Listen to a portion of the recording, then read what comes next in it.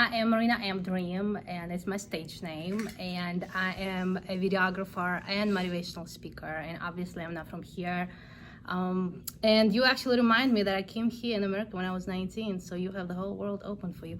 But I write a lot for my audience, and I've spoken to hundreds of people, but because I'm foreign and I've been out of college for quite some time, I remember in college I made all A's in my English, Comp 1, Comp 2, but they told me, you're a good writer, but your grammar needs some work. I was like, obviously I don't speak English. And so the way I survived English classes is I would go to tutoring, and they would not really correct my storytelling per se, they would just correct my grammar, because speaking, writing, and writing completely two different things. Writing is more formal and stuff, and I just think that if I'm here I can maybe brush up some of my just English skills, and because I do have a following and I do speak all over Arkansas, but my writing is okay, but here I hope that I can learn some basic grammar and improve my writing when it comes in that area. Yeah, there's always, even native English speakers could use, especially in the southern states, could use some help with the grammar. What if I ask you? If you ask me, yes. Yeah, that's why I know it's hard to correct somebody, because a lot of times people are afraid to correct me because they're gonna think that they're gonna hurt my feelings. I'm like, I want you to correct me because this is how I grow. And when I speak to groups of people, I always encourage them to always learn and progress and connect to groups like this. And so I must basically do what I preach. If I preach to grow, I'm here to grow and hopefully somehow to improve my English when I write. And where are you from?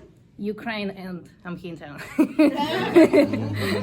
Welcome. We're very glad that you're here. Thank you. I think your English is awesome, by the way. It's very good. It's very But look, good. I say and stuff, so when you you cannot say that when you write. And well, we say like too, and you can't say it when you write. So yeah, those are local kind of concerns, like punctuation and grammar. Oh yeah, and things like that's that. it. Those are local, and many times when you get with somebody who's giving you feedback, they're looking at the global issues. They're looking at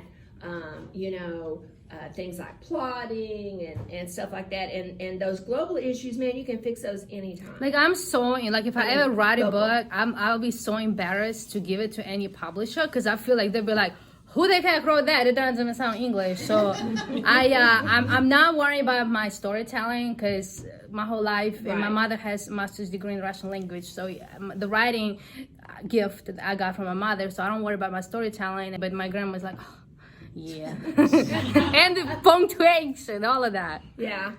I Spelling is good though, because computer underlines the spelling, so I don't really need to know the spelling. But it does. Well, I'll just say this about that a famous writer here in the United States who they use in writing classes many times. Her name is Anne Lamott.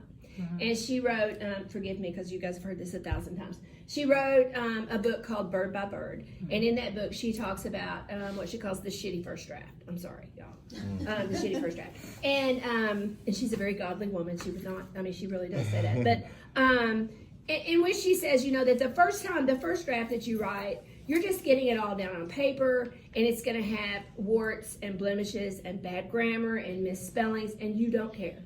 You really don't care. Like, first draft, you don't care. Second draft, you can get some of that up. But really, that kind of stuff, you don't care about that stuff until you're cleaning it up before you give it to somebody else to look at.